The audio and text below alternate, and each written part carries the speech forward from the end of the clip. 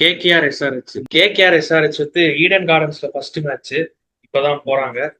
Eden கார்டன்ஸ்ல வந்து black equal soil மேட்ச்ல wicket. அப்படி வரும்.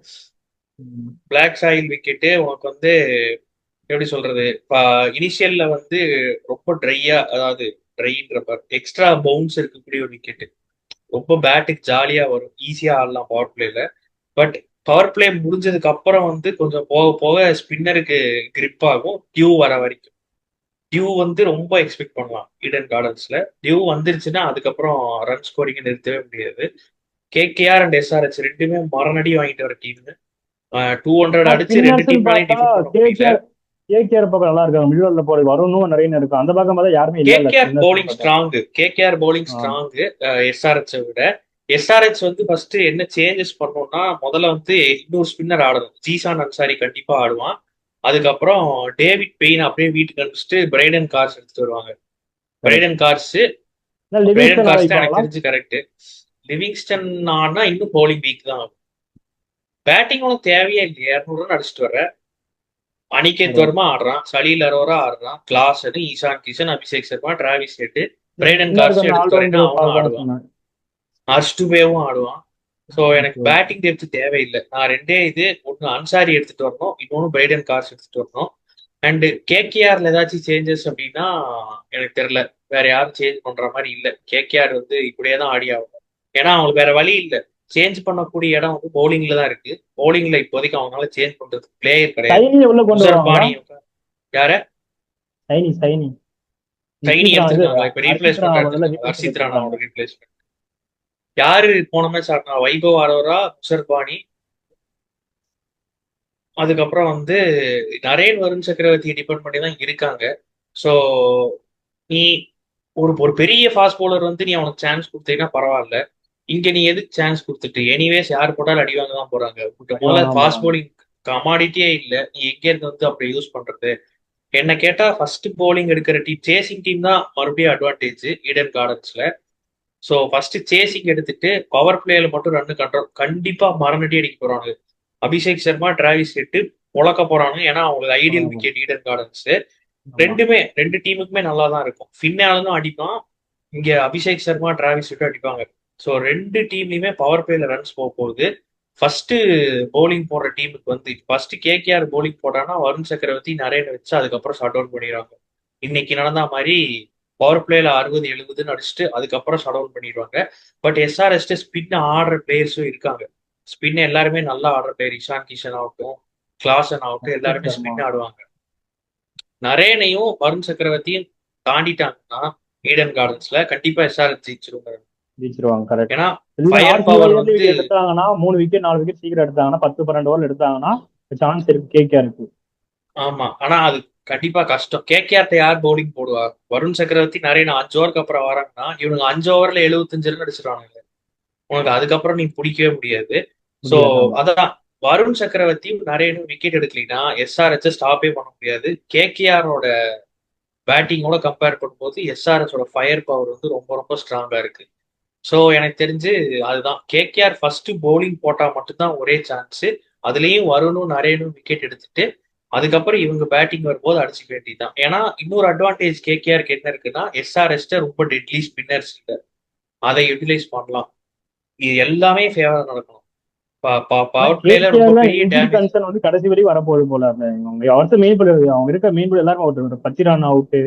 பத்திரான் ஐ திங்க் ஆமா, 2 3 மேட்ச் கழிச்சு வந்துருவாங்க. அவங்க என்ஓசி கிடைச்சா வந்துருவான் போல. பத்திரானா. ஆமா, ஃபிட்னஸ் ஓகேன்னு சொல்றாங்க. ஸ்ரீலங்கா போர்டு தான் கிளியரன்ஸ் கொடுக்கல அப்படின்றாங்க. ஹேசில்வுட் கமின்ஸ் மாதிரி தான், எப்ப வேணாலும் வரலாம். ஹர்ஷித் ராணா வந்து அவங்க பத்திரானா போனது வந்தா ரொம்ப பெரிய லாஸ். ஹர்ஷித் ராணா போல பெரிய லாஸ் அவங்களுக்கு. அஷித் ராணா பெரிய லாஸ். பத்திரானா வந்தாலும் இப்ப இருக்கிற நிலைமையை கொஞ்சமாவது காப்பாற்ற முடியும். சுத்தமா பாஸ் bowling-ஏ இல்ல. பத்திரானா போட்டான்னா எங்கேயாவது ஒரு இடத்துல போட்டு கொஞ்சம் கண்ட்ரோல் கொடுக்கலாம். டெத்துல எல்லாம் கொஞ்சம் ரொம்ப அடி வாங்குறானு bowling பார்த்தாலே பாவமா எஸ்ஆர்ஹெச்ல இருக்கு கேகேஆர். கமின்ஸ் வந்துரும்னா என்ன? கமின்ஸ் தெரியலையே எத்தனை மேட்ச் சொன்னான்னு தெரியல. எனக்கு தெரிஞ்சு நாளைக்கெல்லாம் வர வாய்ப்பு இல்லைன்னு நினைக்கிறேன். டீமோட இருக்காங்கன்னா அவன் அடுத்த மேட்ச் விடவான்னு தெரியல. டீமோட ஒரு தான் மேட்ச் இருக்கான். பண்ண மாதிரி இருந்தது. டீமோட தான் இருக்கான். கரெக்டா டீல் ரெண்டு தெரியல மூணு எனக்கும். மேட்சா அது ஆகும்னு நினைக்கிறேன். நாளைக்கெல்லாம் வர்றதுக்கான வாய்ப்புகள் கம்மி. ஸோ 3 மேட்ச் ஆடிடுவாங்கன்னு நினைக்கிறேன் எஸ்ஆர்எச் இதே வச்சு.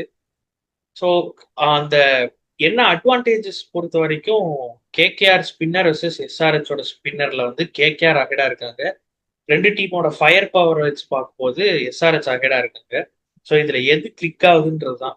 வருண் நரேன் கிளிக் ஆயிட்டாங்கன்னா கேகேஆர் சக்சஸ்.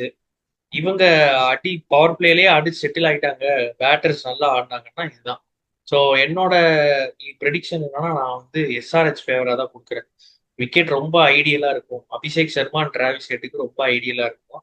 அண்ட் கேகேஆரோட பவுலிங் உழக்க போறானு. வருண் சக்கரவர்த்தி மட்டும் ஆடிட்டாங்கன்னா நரேன் ஆடிடுவாங்க. நரேன் கூட விக்கெட் எடுக்காம டிஃபென்சிவா போட்டு போயிடும். வருண் சக்கரவர்த்திக்கு தான் விக்கெட் விழுது. அவனும் வந்து இப்போ வேர்ல்டு கப்போட செகண்ட் ஹாஃப் சரியா பண்றது இல்ல.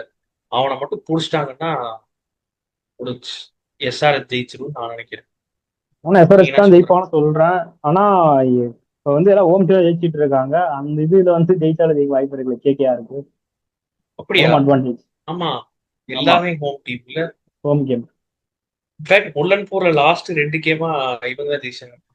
குஜராத் தான் ஜெயிச்சிருக்காங்க. இப்ப அதுவும் குஜராத் பிரேக் ஆயிடுச்சு. ஜெயிச்சிருக்காங்க. எல்லாமே ஹோம் டீம். ஓகே, அப்பப்போ ஜிங்ஸ் மாறுங்கிறேன் நான்.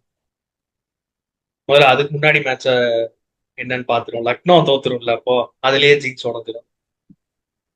அதனால வந்து பார்க்கலாம். எல்லாமே ப்ரெடிக்ட் பண்ண மாதிரி தான் போயிட்டு இருக்கு. ஸோ அதனால கேகேஆர் எஸ்ஆர்ஹெச்சும் நம்ம நினைச்ச மாதிரி போகும், பார்க்கலாம். போச்சுன்னா ரொம்ப ப்ரெடிக்டபிள் ஐபிஎல்லா தான் இருக்குன்னு நினைக்கிறேன்.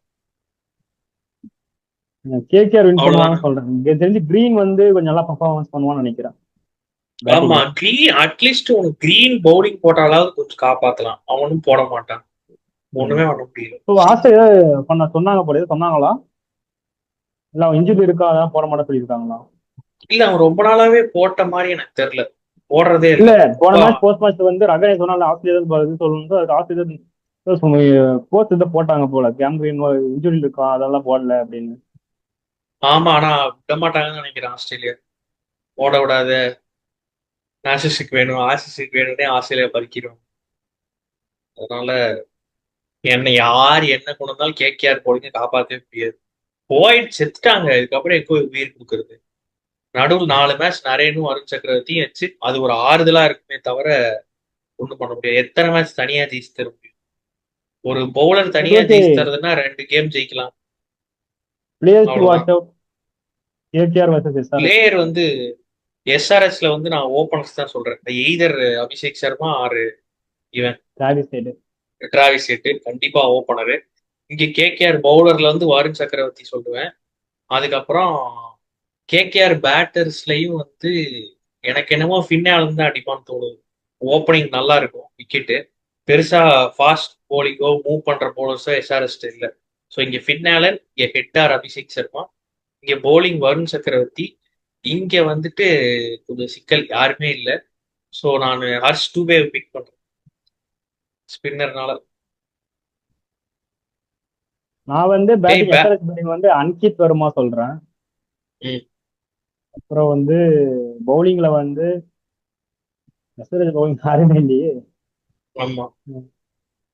அந்த பக்கம் பேட்டிங் ரகானி நல்லா பண்ணுவான். நீங்க ரகானி கிரீன் வேற ஒருத்தவங்க. ஓகே.